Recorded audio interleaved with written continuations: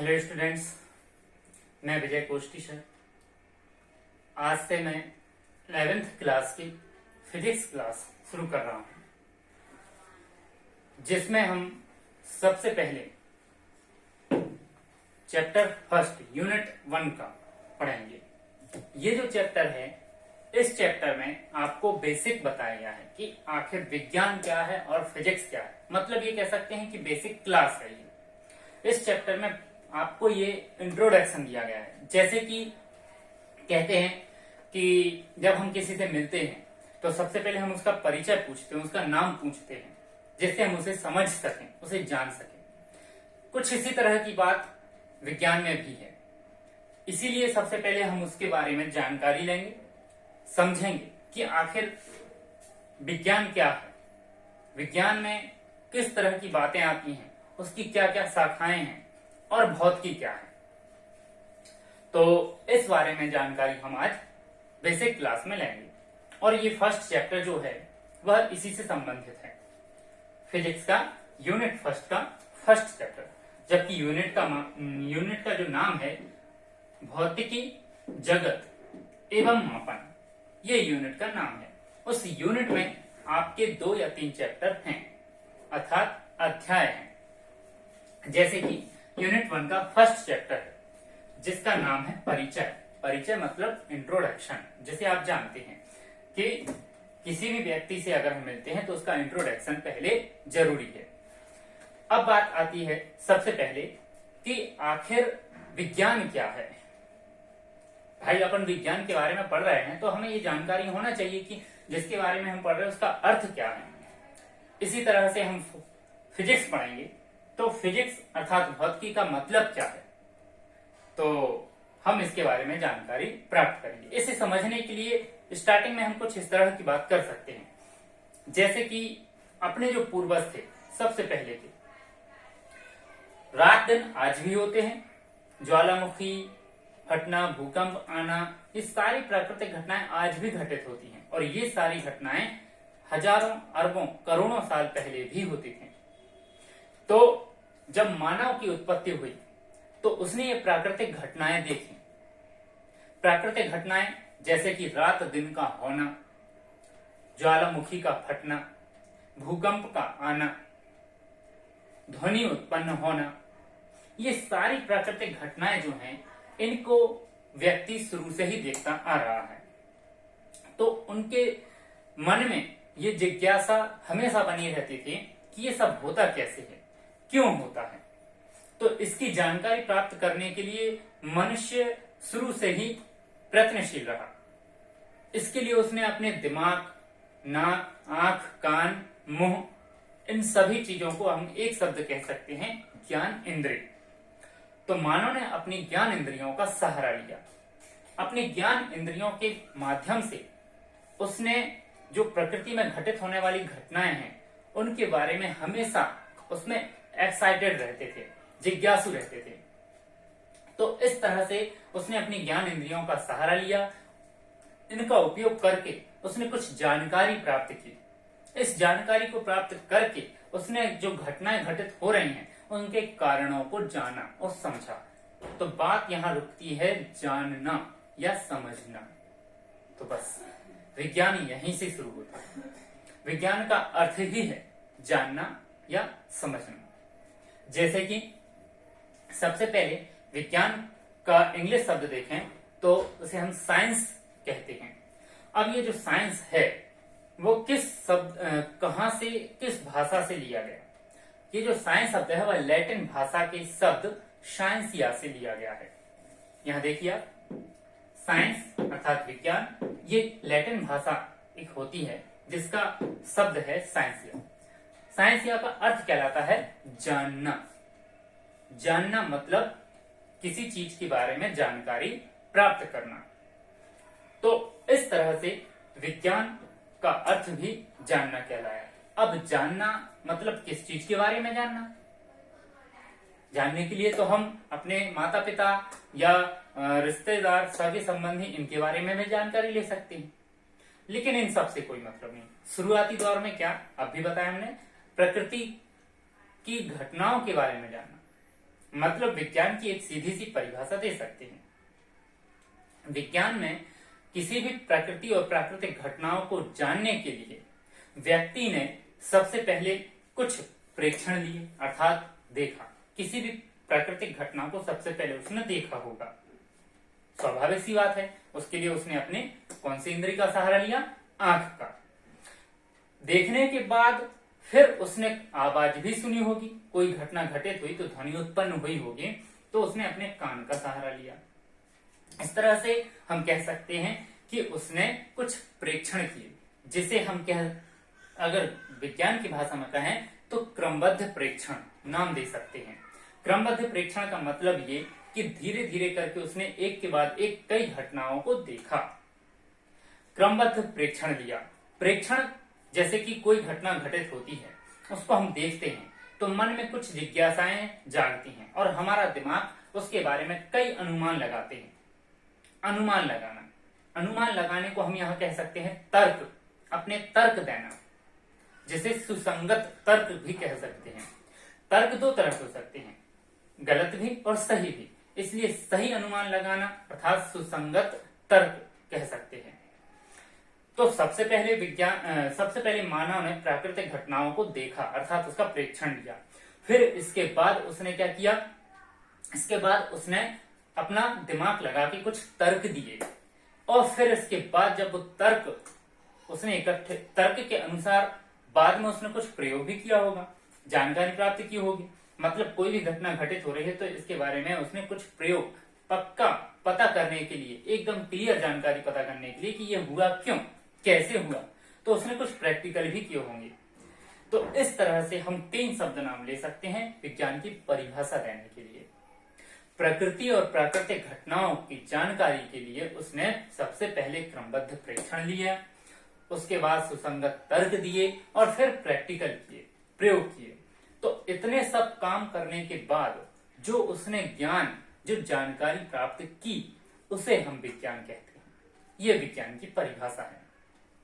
Example के तौर पे एक बात ली जा सकती है, जैसे कि कोरोना काल में, ये कोरोना काल में सबसे पहले अगर देखा जाए तो कोरोना के बारे में कोई कुछ भी नहीं जानता था, लेकिन अचानक से एक घटना घटी। ये घटना देखी गई। अब ये घटना कैसे देखी गई, कैसे पता चला?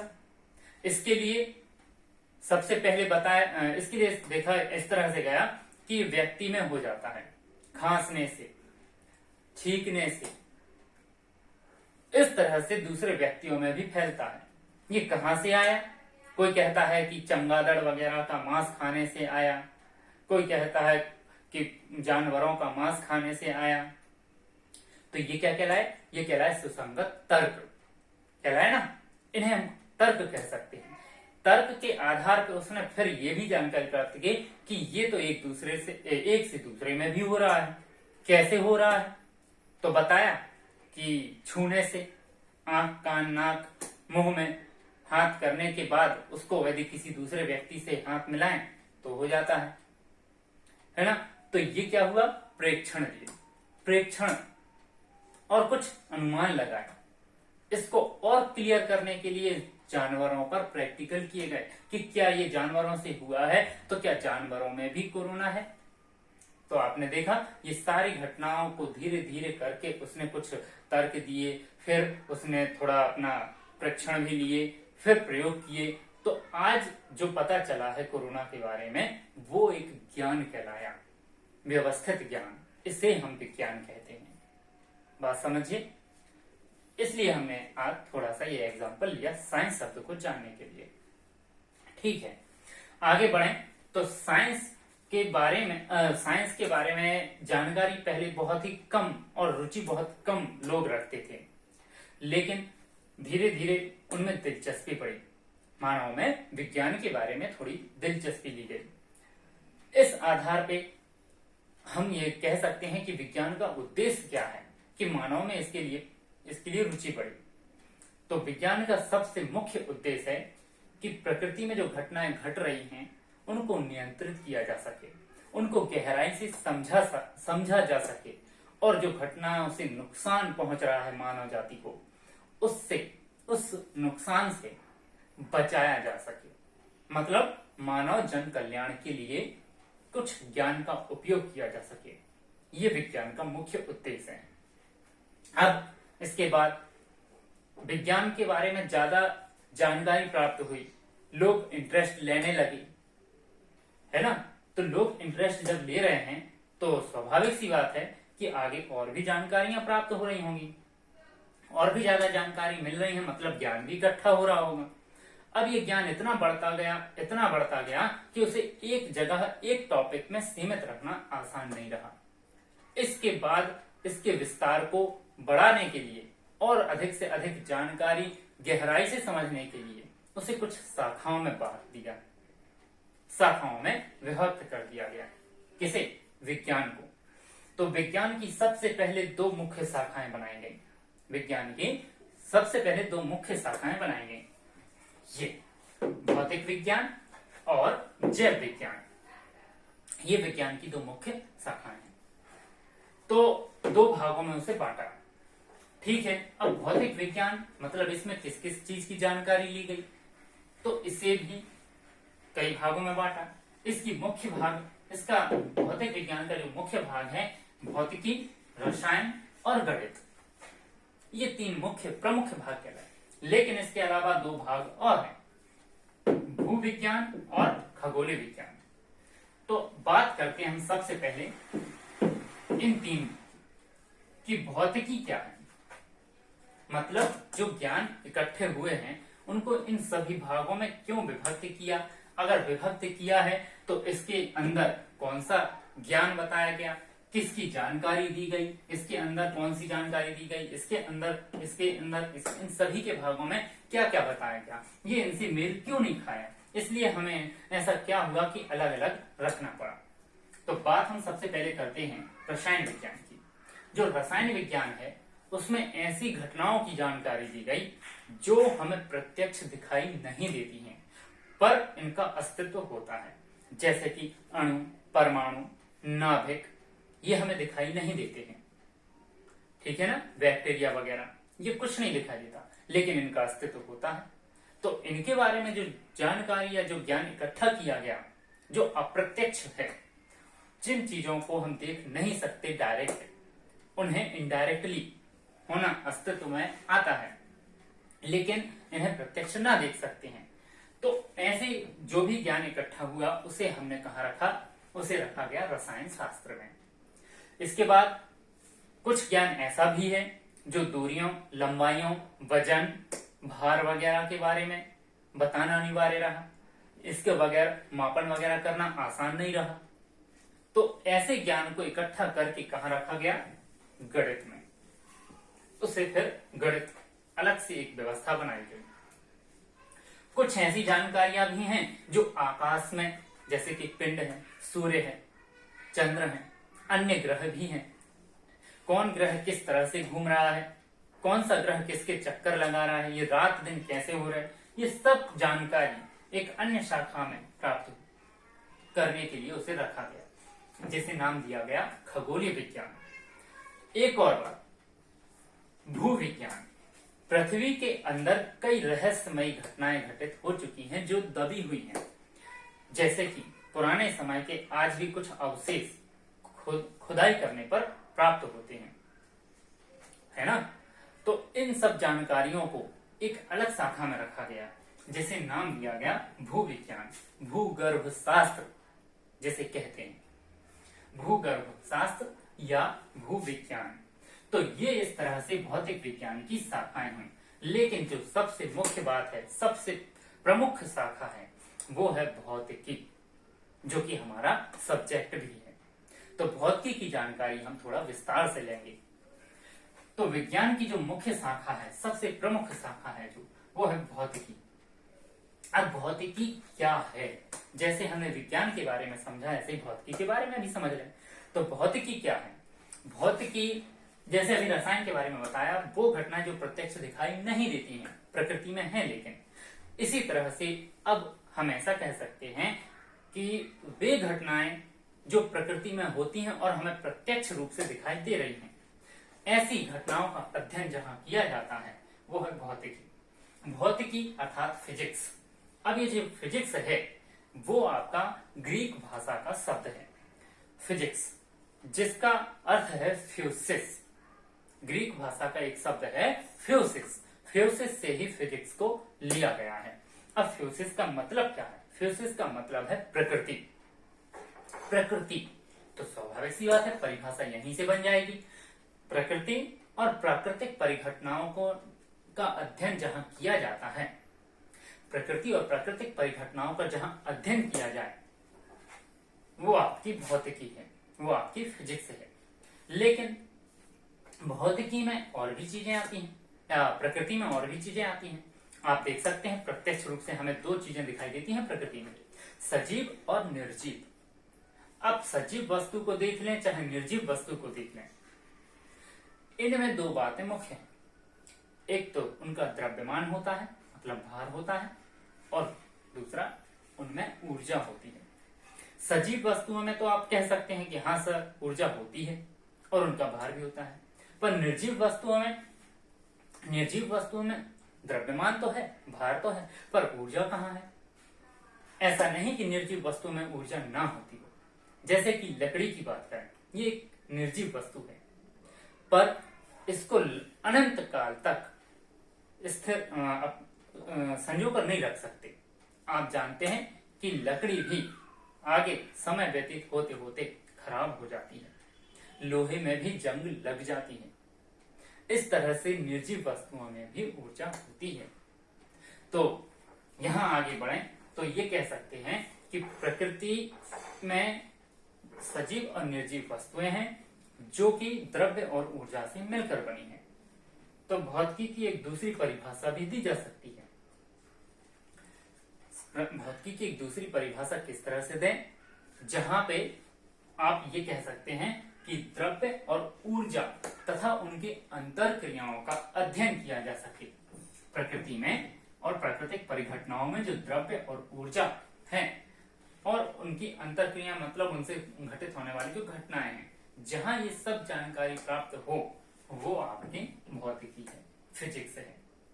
ठीक है, तो इस तरह से विज्ञान को दो भागों में बांटा गया, भौतिक विज्ञान, जैव विज्ञान। भौतिक विज्ञान के बारे में अभी हमने आपको बताया कि उसकी कौन कौन सी भाग हैं, कौन कौन सी शाखाएं हैं, उन्हें किस तरह से व्यवस्थित करके अलग अलग रख के ज्ञान दिया गया, विस्तार बढ़ाया गया ज्ञान का।